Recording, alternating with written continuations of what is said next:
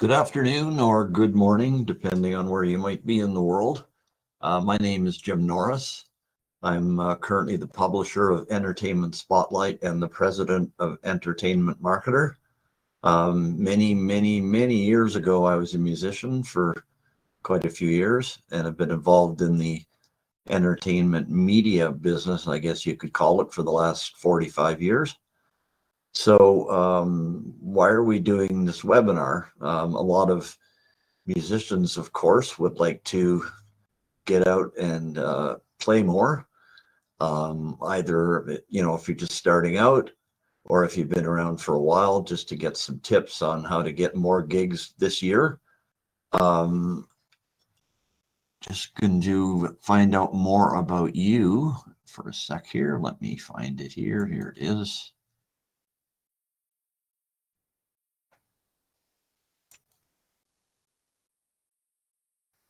Okay, just want to know where you live. So if you could indicate there, if you're in Canada, the United States, or foreign.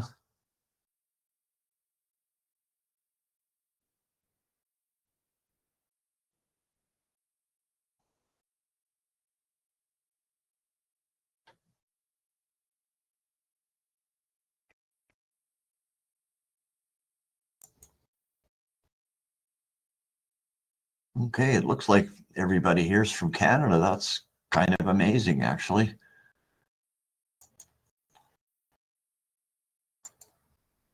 Then next, your area of interest, and this is multiple choice because you could be doing more than one of these things.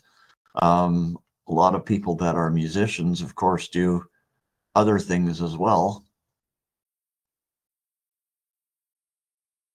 So just check off the areas that you're interested in or that you're involved in, I guess.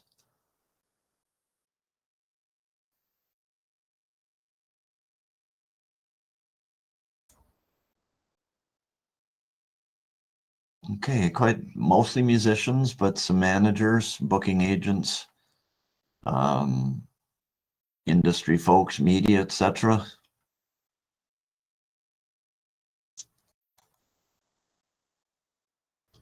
Okay, so the chat function is working. So if you recognize anybody here that you want to have a conversation with, you're free to use that.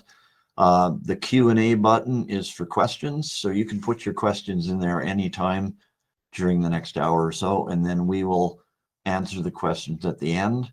This whole session is being recorded as well, so you will receive an email in the next day or so indicating where the recording is. So if you want to reference it or send it on to anybody that you know that couldn't make it today. One important point with any learning opportunities is that you need to have a plan of action when you're done. A lot of times people go to webinars like this or seminars or trade shows or whatever it might be, take in all kinds of information and cram it into their brain, but then nothing really changes. So the important thing is by tomorrow morning, you need to make a list of 5 things that you're going to do differently than you haven't been doing so far. Okay. So an action plan is really important, and then you'll get the most out of it. And that applies to anything, any reading you do or things you find on the internet. Okay, we've done those. So this is what we're covering today. So you can just read those through. I don't need to read them to you, but we're covering pretty well everything from getting ready to be booking ready to actually working with booking agents and all the steps in between. So we're really lucky today to have Mac Thomas with us. He's our featured speaker, and he's got well, I'll let him certainly explain his background, but he's got a lot of experience in this area. He's taught at Paris Institute as well. So I'm just going to, one thing too, if you're looking him up on LinkedIn, a little trick is that he's under Mackenzie Thomas, so you won't find him under Mac Thomas. So I'm going to just make him a presenter. through the magic of technology, his little face should show up. There he is. So, how are you doing today, Mac? Need your audio on. Yo, can you hear me now? There he is. Good Hey. stuff. How's it going? So I guess one question before we get into the how-to of all of this is just what you think the opportunities are for musicians nowadays as compared to what you've seen it over the last 10 years or so. I've only been in the industry for 4 years. So Okay. just to give a little backstory, I guess, I originally thought I wanted to be a teacher, and I went to Thailand to teach English there, and it wasn't for me. And so I'm originally from Burlington, just outside Toronto, and I came back and was looking up music schools in the area and landed on Harris Institute, which is in Toronto. And they have two different programs. They have an audio production program and a music management program. And so I took the management program, and the booking agency course really spoke to me. Just I've always had a really strong passion for live music. And so just as I was graduating, I originally started in 2019, I think it was October. And then just as we were about to start our second semester, that's when COVID hit. So obviously a weird time for the live music industry with everything being shut down. But yeah, so I was graduating just as my now boss was launching his company, Midnight Agency. He'd previously been an agent at PACAN, which is one of the two major agencies here in Canada, PACAN and Feldman.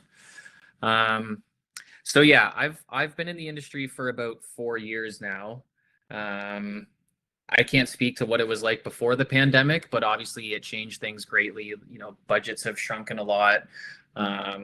You know, profit margins have decreased, so overall budgets are strained a bit. But I think overall the industry is still healthy and people are still coming out to live shows. But it seems like, you know, for the last 4 years, it's always been this kind of like precarious.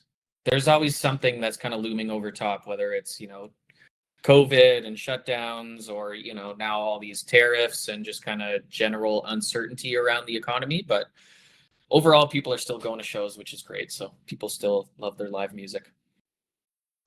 Excellent. Yeah. So, first thing we want to talk about is how to make your act booking ready, because some, let's face it, some acts unfortunately just kind of suck, which makes it hard to book. Some, you know, there might be some here that are just starting out, so they spent some time in their basement and rehearsing, practicing, getting feedback from their neighbors. But if that's the case, then I guess it should be too. How do you make your act even more booking ready than you are already? If you could cover that for a few minutes, before people even go out and start talking to promoters or agents, what should they make sure of? Yeah, for sure. I think obviously, you know, practicing in a live setting, if possible, is great. You know, it's great to perform in front of friends and family and stuff, but obviously they might be a little more lenient in how good you are and might be a little nicer. But I think just, you know, rehearsing as much as possible so that you have a great live show. And also, I guess, trying to establish and form an identity and a story of who you are as an artist or who your band is. Really trying to nail down, you know, what kind of music you want to make and how that translates to a live show. That's super important. Also, you know, trying to go over things like, what does our configuration look like if we're about to go out on the road? Is it a 5-piece band? Can we scale down to, say, a 3-piece band? Can I do solo gigs? If you have flexibility, that's going to be super helpful as a young artist, just so that you can try and say yes to as many gigs as possible. You know, maybe there might not be a huge budget for a show, but if you can just go as a solo artist, then you can maybe take on more opportunities. And yeah, I think just trying to invest in yourself at a young age, you know, booking out rehearsal spaces and, you know, seeing what it's like to perform on a stage, you know, maybe with a sound tech, that sort of thing, just to get an idea what it's like to actually play a live show as opposed to maybe just playing and rehearsing in your garage or the basement or something like that. Um, there's obviously going to be a bit of fright when you get onto a stage and perform in front of people. Just like anything, so that where I went to school, Harris, I teach there now, the booking agency course, and it was the first time I'd ever taught, and I was terrified when I first did that, first few classes, just because it was normal, or because it was unnormal. But now I've come around, so just trying to, get comfortable with the uncomfortable will, translate to a better show than if you just go out there and try and wing it. So yeah, if just to try and wrap that up, I guess really honing in what your identity is and how your music translates to a live show, and just practice as much as possible. And I guess one other thing to try and add on to that would be try and find shows within the community that you can try and step into that, maybe it's an open mic night or, something along those lines where there's not pressure to deliver this extraordinary, amazing show where you can get out there and try and, get your chops. So yeah, those things I think are going to help towards honing your skills and just kind of becoming, I guess, show ready, or as show ready as possible. And what about the, I guess, option of playing original material as opposed to cover tunes? Mm-hmm. What do you think the market is for, though I guess there's a mix of that as well? Yeah, I think, when you're starting out, I would definitely work in some really strong covers. One, because you probably don't have a ton of original material to fill out, say, like a 45-minute, 60-minute, 75-minute set. You'll probably be playing, I would assume, when you're first starting out, maybe 15 to 30-minute sets. But if there's a song you really like, yeah, I would definitely, work it into your live set, because one, there's familiarity with that song, so people in the audience will connect with it already. And if you do a great rendition of it, then yeah, it just adds to your overall set. And then there's a whole other market just for cover music. We have one band on the roster, Dwayne Gretzky. They're a super popular, I guess they're a cover band, but it doesn't really do them justice.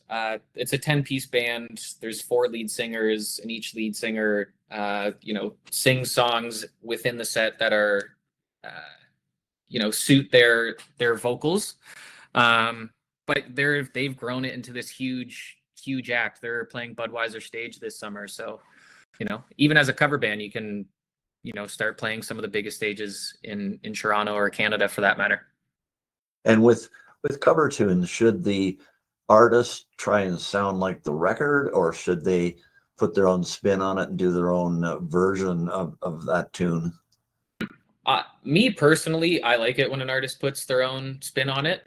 We've probably heard the original a million times, and whoever did the original probably did it best in that specific version or lane. So if you can, turn a cover into something that feels original and your own, and maybe kind of bends the genre a little bit to what yours is relative to the original, that's a good way just to perk people's ears up and, kind of make a memorable moment in the set that they kind of walk away from, and they're talking to their friends and be like, oh, that was a sweet cover that they did of Little Red Corvette or something like that. So yeah, I would say go either way with it, but me personally, I like hearing a new twist on a song. Sure. So it's time to climb up the stairs and come out of the basement. So what's the best way to research possible venues for your music? I do this all the time, even as an agent. I represent acts in Canada, but then there's a handful in the United States, and obviously the population in the United States is like 10x or whatever it is here in Canada. So there's a ton of promoters and venues that I don't know. So I'm doing this all the time. You can start with something just basic and, putting in the name of the city and live music venues and see what pops up. But there's another good resource. It's called Indie on the Move, INDIE on the Move. It's like this database that has all kind of the independent venues that are more or less 1,000 capacity or less.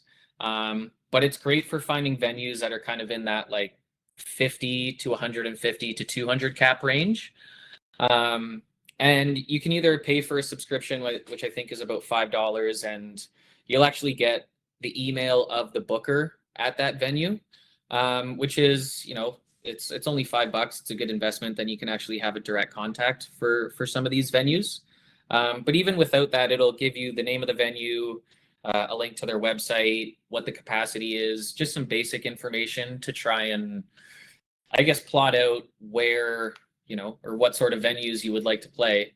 Because it can kind of feel like you're lost if you just don't know where to even start. So that's a good place to kind of just start figuring it out. But aside from that, I think if you're just starting out, you got to go even more local than that. You really got to try and tap into the local scene, whether that's, if you're in school, is there other students that you can link up with? Is there any sort of communities that you can be a part of? Is there a local venue or pub or bar that does local music nights, say like every Friday or Saturday, something like that? Places in Toronto like Kensington Market, we don't really book stuff there as agents, but I know they have a pretty strong, thriving local music scene. And then also just trying to find like-minded people within the genre. Those are going to be some of the best people to connect with, just because they will probably have a pulse on what's going on within your specific genre, whether it's, say, like the punk scene, or if you're a DJ, the electronic scene, or hip hop, whatever it is. Those kinds of people will have even more insight as to where a specific genre night is happening in town. And that's not stuff that we as agents are booking, but is super important in trying to connect with that community and developing a sense of community that, you can really build and develop lifelong fans in those venues, with those people, with those networks. So yeah, it really try and get as local and granular as possible in terms of maybe it's like lots of cities have summer concert series, things like that. Just trying to find out all the local things that are going on and starting there and building connections and networking as much as possible is going to be super helpful. Excellent. And I think obviously doing some research to find out if it's a club or some other kind of venue, what styles of music that they offer. The artist can spend an awful lot of time approaching clubs that just don't offer the music that they play. And in some cases, if you do get booked, it can be something like, if anybody remembers Spinal Tap, when they got booked at that Armed Forces base. And that, that could be a nightmare.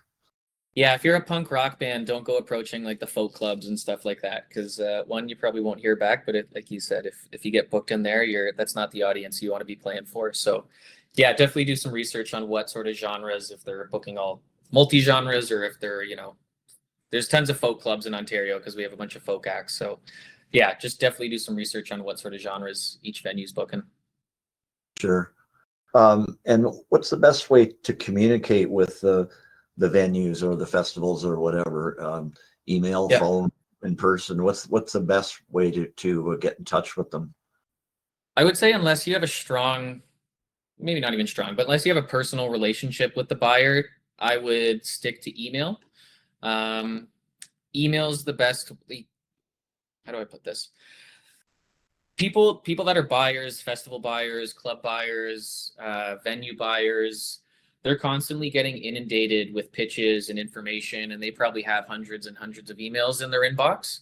And emails are good because you can quickly scan things, you can respond to it, and you're on to the next thing. Phone calls, you're obviously going to get a much more, I guess, more of a connection with the person, because it's instant, the communication with someone, but it also takes up more time from that person. So if you don't have a personal relationship with a buyer, then I would avoid phoning them, just because they probably won't respond, or if they do pick up, they might be annoyed. I wouldn't, same thing, kind of texting's a little bit easier because it's, they don't have to respond right away, but I would say email is definitely the gold standard for just trying to, get a hold of people. And even us as agents, where there's plenty of times, we're kind of in the tail end, of the festival booking season, but we're pitching artists, following up, and there's plenty of emails that I have that go unanswered. It's just kind of part of the job. You send out 100 emails and you hope that 25 get back to you. And the more you're familiar in the scene and people know who you are, the more people are going to start responding to you. But yeah, definitely trying. One thing that I would say is, whether you're an artist, manager, booking agent, you have to be as organized as possible. So we have tons of databases and spreadsheets that are just used to compile all the buyers, specifically festival buyers too, where we, have information of who's the agent on the festival, what sort of music are they booking, what are the dates, what are our priority artists, what's the name of the buyer and their email, and when was the last time we reached out. Things like that are super helpful for anyone, like I said, just to compile all these people into one place. So you can make a pitch at, say, the beginning of festival season, and also know when the last time you reached out to them, so that you're not annoying the hell out of them. And when you're emailing them, you can send them an EPK, an electronic press kit. That's basically a one-page PDF that has, a snapshot of who you are as an artist. Like, it includes a bio, a good press photo, should have a good link to a live performance if you have it, maybe some press if you have any press on you. You can mention any awards that you've won, anything that just gives people a quick snapshot that they can look at for, a minute, get a feel for who you are, and then, maybe there should be a link to some music there for them to check out. You can either send that, or we kind of do the same thing, but it's just like it's like formatted for it to go into the body of an email. But either or are good. That's kind of what buyers are expecting. And then I would say just try and be as professional as possible and to the point. Try not to send this big bloated email that has tons of text. Chances are people won't read it. They'll probably skim it and try and pick out the key information as quick as possible, and then either quickly make a decision, yes, I'll follow up, or no, I'll pass it off, or not respond to it. So yeah, and then I would say follow up once, maybe twice, and then if you hear from them, great. If you don't, then just kind of on to the next one.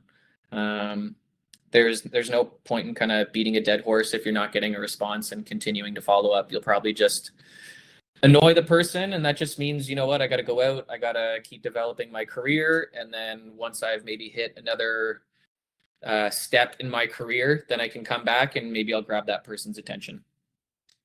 What about using social media messaging such as LinkedIn or Facebook? Yeah, you can try that route too. I typically never do that. Not that it's like a faux pas or anything like that. I just find the likelihood of getting a response is lower. But even like, for instance, we encourage our artists. They're always asking, hey, I would love to get a support slot on so-and-so's tour. And so we'll encourage them, like, reach out to the artist directly, through Instagram, through TikTok, through whatever social media they're popular on, just to try and build a relationship that way on an artist to artist level. I think for support tours specifically, a lot of the ways that they get booked is because the artists really fall in love with another artist and they want to bring them on tour. So I would say, in that regard, artists talking to other artists, yeah, that's totally cool to message on social media.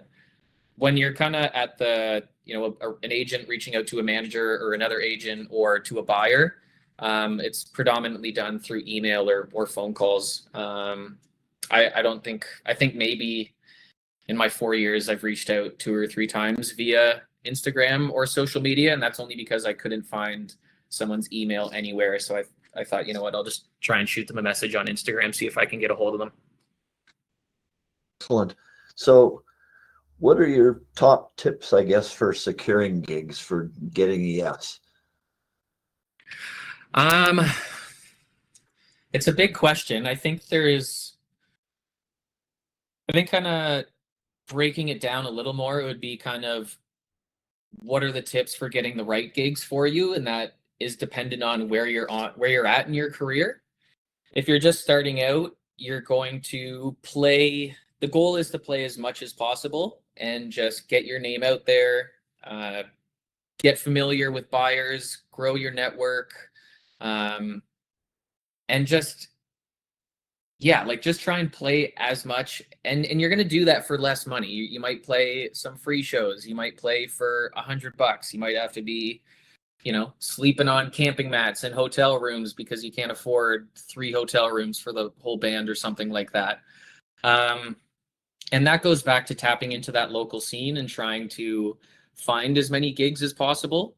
And when you're at those gigs, there's a really strong emphasis on building relationships with people. Maybe there's a band that's, you're, not to use Toronto all the time as an example, but maybe you're playing in Toronto and there's a band that came from Montreal. Try and make a relationship with that person from Montreal. Maybe there's an opportunity where you go and open for them in Montreal, something along those lines.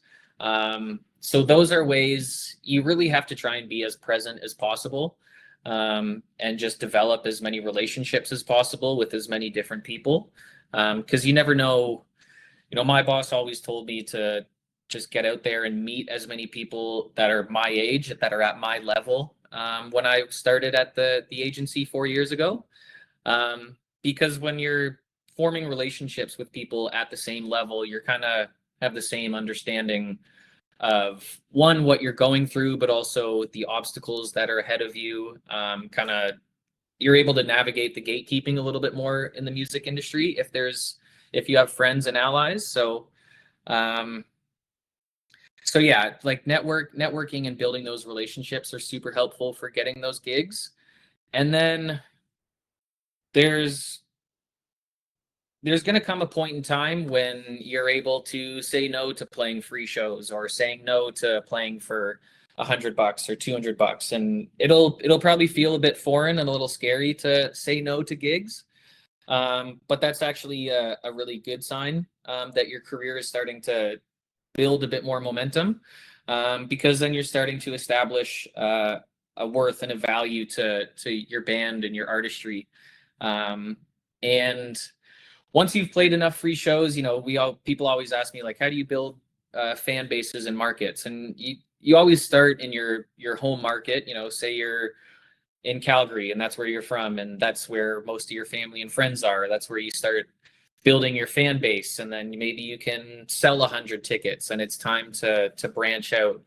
And so then going back to those relationships, maybe you made a friend in Edmonton. That's, another major market that's only 3 hours drive away. So then, you put on a show there, or maybe you open for someone in Edmonton. But just in terms of, I guess, presenting yourself and how to get those gigs, just being professional, really dialing in your live show, trying to, capture content at those shows. If you can hire a videographer, that'd be great.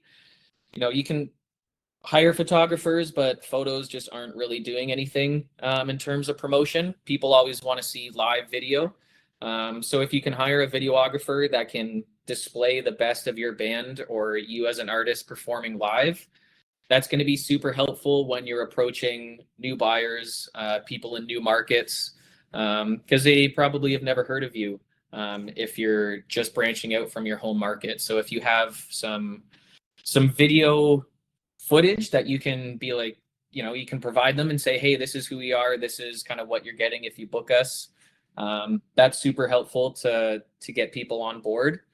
And when you're branching out, you're probably gonna play a lot of door deals, which just means however many tickets you sell, you're gonna get a cut of that. So I guess I don't know if we have time for this, or we'll get into it, but just kind of being aware of certain types of deals that you can make as an artist is going to be beneficial to you in your career, and what'll help open some doors. As far as networking go, how do you see the value of going to some of the conferences that are out there, like Departure, that was Canadian Music Week, Yeah. Breakout West, North by Northeast, and Yep. I guess on two areas. One is to go there and network and meet people, but secondly is to possibly showcase. What are your thoughts on those two That's a good areas? point. Those are massively helpful. Not just as an artist, I found even in my own career, but to have it more artist oriented for the answer, they're massively important. So there's tons of regional conferences. Breakout West is a great one, like you mentioned, that kind of covers all the Western provinces. So Manitoba West, and it highlights and showcases all Western artists. And so it's a combination of a showcase festival and a conference where they have lots of speakers, delegates come, and they talk about all sorts of topics that cover the music industry. So you have to, if you're showcasing, I don't think you have to pay. But if you're not showcasing and want to attend, then you typically have to pay. The fees can range depending on the festival. It could be, $50 all the way to maybe like $250, $300. But they're super valuable because one, you get to sit in on all these talks where you get to, learn all this information that you might not have known about, whether it's, dealing with record labels, publishers, sync deals, when to sign a contract and when not to, all these things that'll be beneficial to your career. And then they also bring in, to use Breakout West as an example again, they'll bring in all the festival buyers, or as many festival buyers as possible from across the Western provinces. So they'll bring in, Kerry Clark from Calgary Folk Festival. They'll bring in Nick Middleton from Northlandia. They'll bring in Vancouver Folk, Vancouver Jazz. They'll bring in Sled Island. They'll bring in all the major festivals. And so that's kind of, as an artist, an amazing opportunity to perform in front of all these people, because then they can directly see, okay, this is the live show. Is this something that would be good for me? And even if it's not, festival buyers talk amongst each other. They'll pick up the phone and talk to another festival buyer and be like, hey, I have so-and-so, artist pitching me. Have you heard of them? Have you ever booked them before? They might say, no, I haven't booked them, but I actually saw them at Breakout West and they're amazing. I think you should definitely go ahead with it. So yeah, conferences, festivals, incredibly valuable for showcasing opportunities, learning. And then the last piece is there's just so many artists that are coming in and hanging out for, it's usually, 5 days or so, depending on the conference.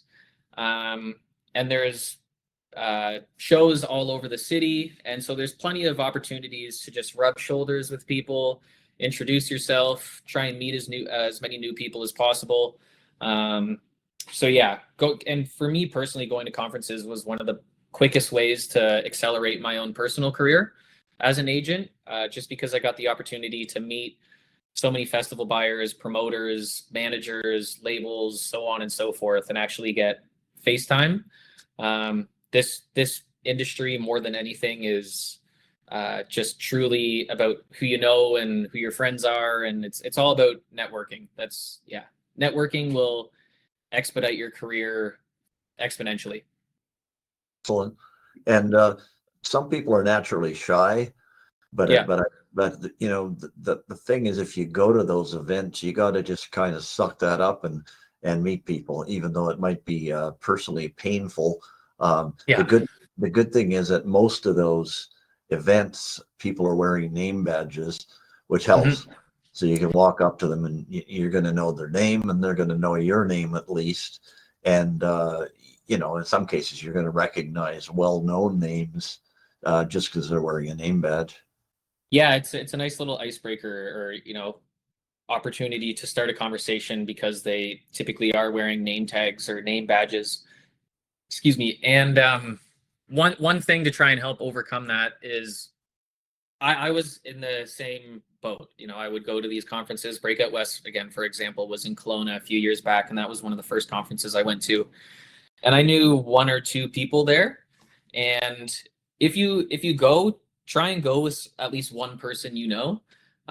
It's a lot easier to approach people and make new connections if you have a friend with you that you're comfortable with, as opposed to, you know, maybe just walking up to a group of people and trying to insert yourself and introduce yourself. It's what you have to do, but it feels a lot more comfortable and natural if you have a friend there. And then maybe, you know, you're at a conference, your friend goes off this way and you go off this way, and you make connections, and then you come back later and, you know, you meet up with your friend and you say, oh, I got to introduce you to so and so. And yeah, so if you're able to go with a friend, whether it's a bandmate or someone that you know closely that's also in the music industry, that'll help alleviate kind of the, I guess, stress or awkwardness of going by yourself. That's a good suggestion. I think especially if you go with somebody who's more naturally outgoing than you are. And you know, you usually know somebody that's that way naturally. They can meet people no matter where they go. So once you've got some gigs and they're starting to happen, what's the best way to self-promote your gigs? You can't count on the venue necessarily, especially clubs. Sometimes you don't even end up on their website. So what's the best ways to make sure you have control of that to get bodies into the club or whatever venue it is you're playing? Yeah, it's tough. And if you can either produce your own show, which you're essentially renting out the venue and covering the expenses, and that means you're 100% responsible for marketing. You're not getting any sort of marketing help. You can also get an offer direct with a venue, meaning they're covering the expenses, and then you'll get some money once the show's over. Or you can book with, and sorry, in that second scenario, there might be a tiny bit of marketing support from the venue, but not much. If anything, they're really just putting up your artwork, or your poster in and around the venue and on their social media once, maybe twice, when the show is happening day of. And then third, you can book a show with a promoter. So say Live Nation, Moto Live, MRG, these are all big promoters in Canada. And that's their job, to promote the shows that they're putting on. So they'll have bigger marketing budgets that they'll allocate to your show. But in any instance, even with the promoter, there's still a lot of responsibility on the artist to help promote the show. And so we're finding a lot now, more than ever, artists are running their own ads, and we encourage that. It's something that we at the agency are also exploring too, which is kind of creating a division within the agency that just strictly helps promote the shows. And so one of the things that's super important is understanding where your audience is. I have an artist, Daniel James McFadgen, who's his demographic is, you know, it's younger, but then there's also a part of the demographic that's in the 40 to 60-year-old range. And so when we're running ads, we need to keep that in mind. And so we're running ads on Instagram to maybe target the younger crowd, but then we're also running ads on Facebook because that's where more of his audience hangs out, and might be more likely to see an ad. So knowing where your audience is and I guess what social media they're using, that's super important. Predominantly, artists are just promoting their shows through social media. There's not, like, we do have radio partners sometimes, but that's if a promoter has one. And then there is still physical posters that are being used, but now more than ever, and especially I would say within the last like 2-3 years, we're finding that artists are running their own ads through Meta Business Manager. And yeah, there's really, you know, if you can allocate say $25 to $50 in marketing per city, that's going to be super helpful. Promoters will have big marketing budgets, but I don't necessarily know that they're testing their ads as good as they could. So by that, I mean having video A and video B and testing them for the first day and seeing which one is working better. If there is one video that is getting a lot more clicks and a lot of people are buying tickets from, then you can cancel out the other video and pour the rest of your marketing dollars into that video to try and help boost ticket sales. I don't know, like, promoters also have a ton of shows, so I don't know how much attention they're paying to that sort of thing, but I know we have a band called Surf Hat.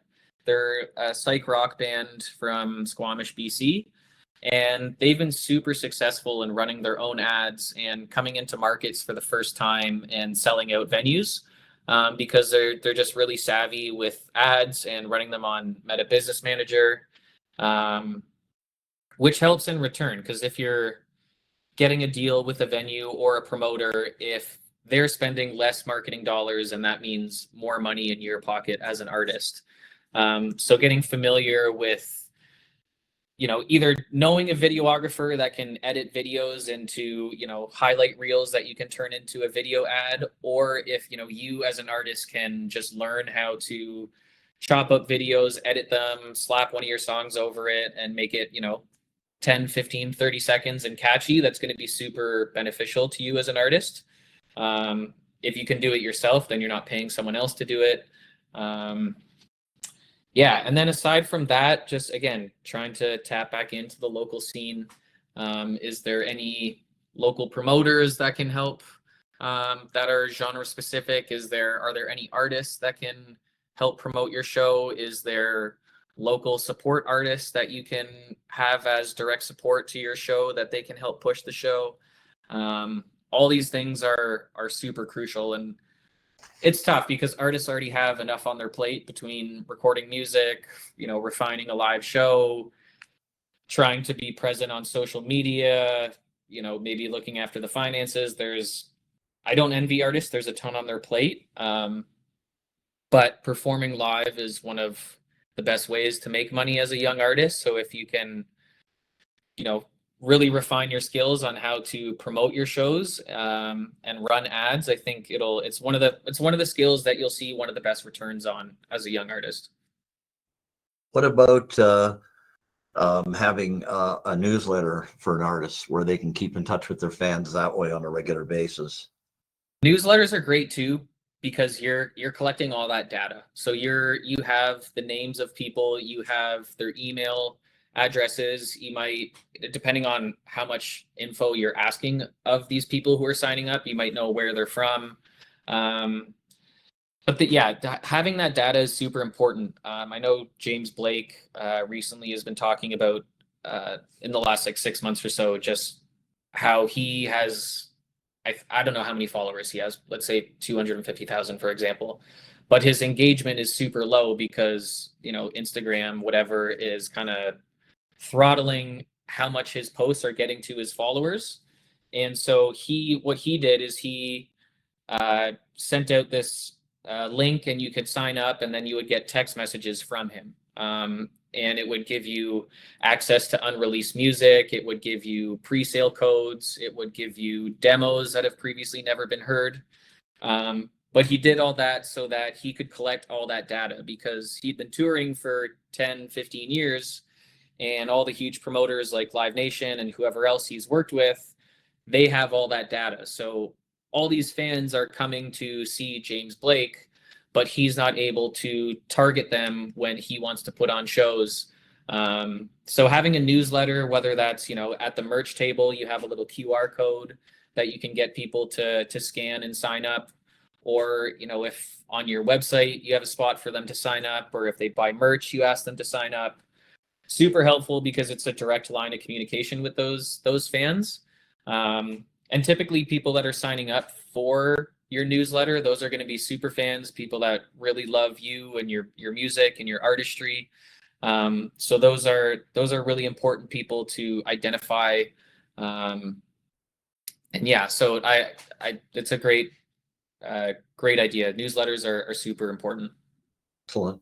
One thing that I find is if you go see a band live that you've never seen before, and to me it's important to have some indication of who they are, a banner, anything, even the old fashioned name on the bass drum.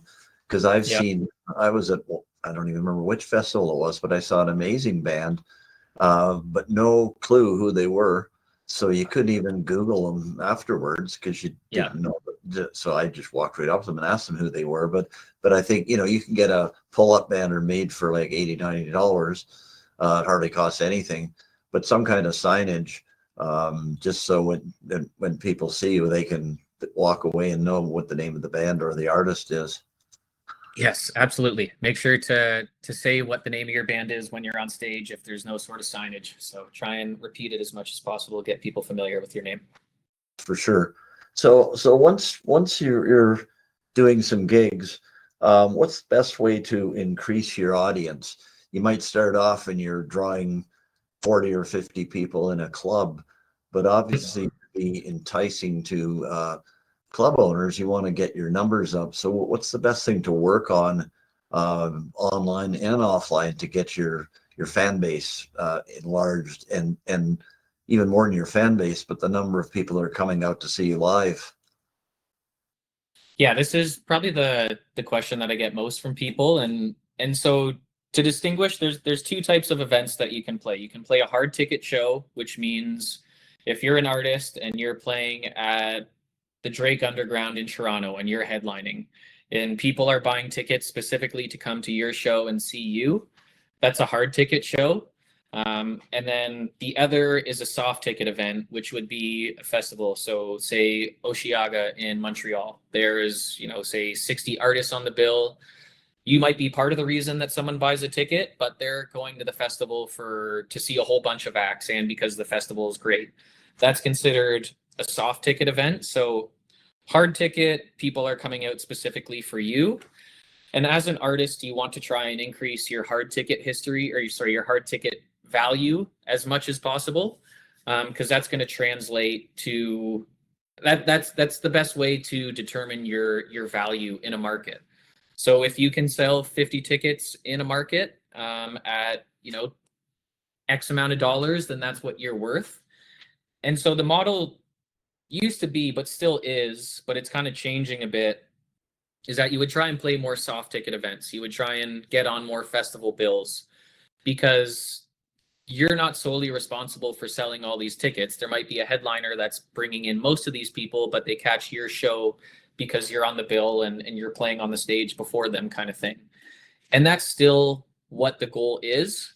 The only thing is, since COVID, since the pandemic, profit margins have shrunk.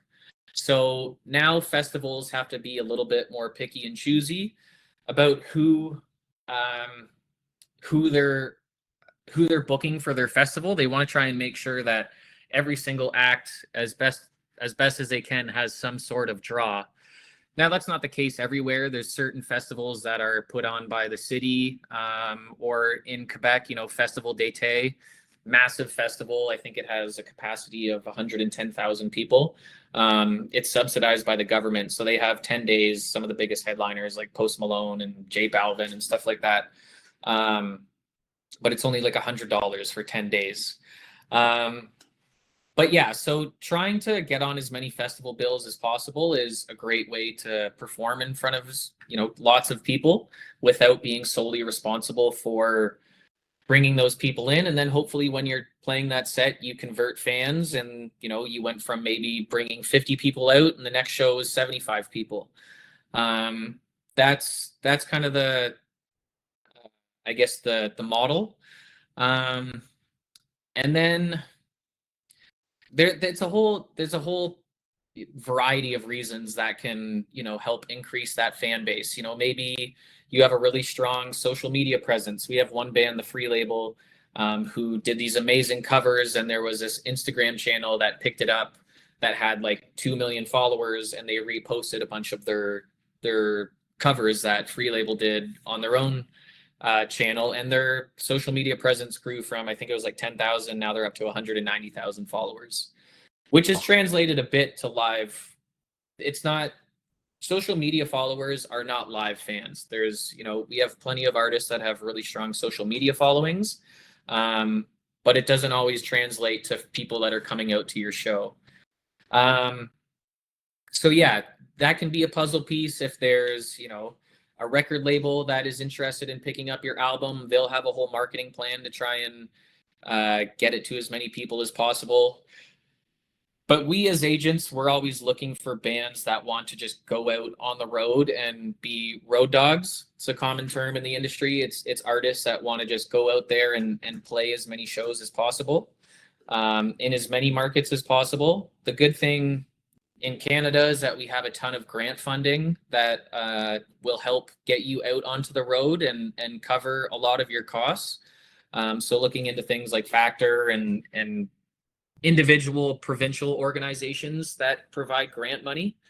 Those will be super helpful in just getting out onto the road. And I would say try and be as strategic as possible when you're planning out a tour, or if you're routing a tour. Really, if you're starting out and kind of branching out from your home market, really just focus on major markets that are nearby. If you're based in Toronto, then it might be Ottawa or Montreal that you play next. You could play Hamilton, Guelph, London, but those secondary markets are kind of better once you've built up a strong foundation and base in some of these major markets. So focusing on those major markets is the way to go. But yeah, again, as agents, we're looking for people that have really amazing live shows. Because in my mind, I think the best way to convert someone from a casual listener to an active fan is at a live show. That's where I don't know, kind of the magic happens, where you can really get a feel for who the band is and create a close connection with the band. People always like to talk about, oh, I saw so and so when they were playing at this club, when it was might be a 200 capacity club, and now they're at Bud Stage or something like that. So yeah, I don't know if there's necessarily like a clear answer as to how to build that fan base. Just continuing to build in major markets. If there's relationships you have with other artists where you can kind of exchange, like I said, if you know someone from Montreal, they play your show in Toronto, you go play their show in Montreal. That helps get you into new markets. Trying to get on as many festival bills as possible. Being present at the showcases and conferences, like we mentioned, is a great way to build relationships and potentially lead to big festival opportunities. Yeah, it's a grind at the start to get that momentum building. But then, then eventually you'll start seeing inquiries coming into your inbox. You're not just constantly pitching yourself to people. You'll start having people reach out to you and saying, hey, I want to book you. And that's kind of when there's I guess kind of a switch happens, and you can see that momentum start to translate into more gigs and success for you. Excellent. And at what point in your career should you start looking at or considering working with a booking agent? So as a booking agent, we take 10% of whatever the artist makes. So from that perspective, we as agents have to, for the most part, see that there's a clear business to be had on the live side of things. There's a whole host of reasons why we book or why we sign people. And just a side note, agents and artists, we don't have any contracts. I know some people are kind of shocked to hear that, but we never have a contract on like a label or a manager or something like that. So if an agent asks you to sign a contract, I would be very weary and probably run the other way. But we as agents, we make 10% of whatever the artist makes. So if you have, a market where you're doing really good numbers in, that's going to help, entice an agent to come on board. For instance, the first act that I signed, Daniel, that I talked about earlier, he had sold 650 tickets in Halifax. And he also did 480 in Toronto and 300 in Ottawa. So those are really strong numbers. That's a really good base to build and develop from. And then since then, there's one act that I just signed yesterday, actually. Their name is Pastel Blank, and they're very much development. They've, not really played much, but they have a manager on board who I'm friends with and I really like. And they have an amazing album that's going to be coming out in 2026. So as an agent, I have my other acts that are, I guess, paying the bills, and I can take a chance on a more development act. But yeah, there isn't really a formula for when an agent makes sense. But some things that agents take into mind is hard ticket history or value. Do they have a team around them? Do they have a really great, well, one thing for sure, they have to have a great live show. We're in the business of selling live music, so they have to have a great live show. What else? Do they have like a wow factor? Is there something unique about the artist? All those things, collectively kind of come into play when, figuring out if we should sign someone. So, assuming they feel that they've gotten to that level, how would they approach your company in particular if they looked at Midnight Agency and said, well, here's the guy, here's the people, what should they do? Yeah, so we have on our website, I think we have an info at Midnight Agency where people send in lots of their pitches. And it's similar to, if you were to pitch a festival or something, you want to try and be as concise and to the point as possible.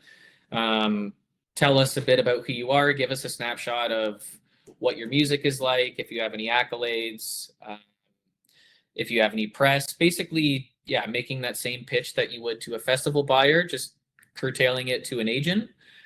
You're trying to convey and show as much information in as condensed amount of, fitting it into one email. And then same thing like a festival buyer. If you don't hear back, maybe follow up once.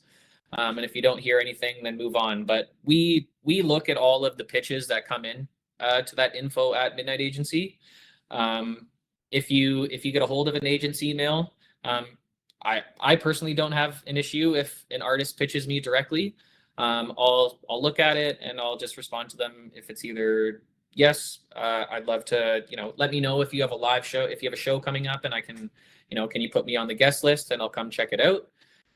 Or, I'll just politely pass if it isn't for me. But yeah, if you're making a pitch to an agent, agents will always want to see, from my perspective, agents will always want to see the live show. So if you're able to, in that pitch, say, hey, I have a show coming up at so-and-so, would love to put you on the guest list so you can come and check it out. That's always a good tactic to, get eyes and ears on your live show, and hopefully you can win over the agent that way. And do you do that very often? Do you go out and see bands live? Yeah, that's a huge part of our show, or our business is, going out to shows, whether it's our own acts that are playing, whether it's other managers or agents that we know that want us to come check out artists that they represent, if it's acts that are wanting us to sign them to go check out their music and see if, this is someone we should sign. So yeah, we're definitely going to shows all the time. Excellent. And what about showcases? Do you attend some of those as well? For sure. So I think this year I'll be going to Breakout West again. 2 weekends ago, I was at the Junos, which isn't a showcase, but there's still tons of events and shows going on. The act that I signed, Daniel James McFadgen, he was at Nova Scotia Music Week, which I went to in November, which was a showcasing festival or conference, I should say. So yeah, that's how I signed Daniel, which was at the showcase. So showcasing definitely leads to good things and business. And as far as your ongoing relationship with an artist, what are the things that they should do and the things that they shouldn't do? I think having, and this kind of goes to the process of, it comes from both sides. Do I want to sign someone, and should an artist sign with me? It's kind of like a feeling out process before we make it official. Is this someone that I like to be around, that we get along, that we can do business together? Daniel, to go back to Daniel again, he hit me up, sent me an email before I saw him showcase at Nova Scotia Music Week, and just was a casual email saying, hey, my name's Daniel. I'm showcasing on this night. Let me know if you want to get a drink together or hang out beforehand. And I don't know, there's just something very casual and natural in the email that he sent. There wasn't any pressure or obligation. And so got together and hit it off, and then saw the live show, and it was kind of off to the races. But I think obviously, aligning on the music, you love the music, and that you can just get along. That's my favorite part about one of my favorite parts about the job is that, I have artists that I'm doing business for and trying to book shows for, but at the same time, they're really just friends, which makes it super enjoyable. So I think just being, respectful and getting along with people is going to go a super long way in terms of, I guess, fostering that relationship. Excellent. So we're almost ready to wrap it up here. I've looked through the questions, and obviously, Mac, you did such a good job because you've already answered all of the questions that are there in the Q&A. So that's a good sign. But as as we talked about earlier, the follow-up's important and the action plan is important. So right now, it's obviously more than you did an hour ago, but the important thing is starting today or tomorrow is what are you going to do about it? So I encourage you. I thank all of you for coming, and I especially thank Mac for his insights today and giving up his time on a beautiful Thursday. And No problem. mentioned before, this will be the recording of this will be online, and you'll get an email in the next few days. So thanks a lot, and we'll see you again soon. Take care, Mac. Thank you so much. Appreciate you having me on. Thank you. Take care.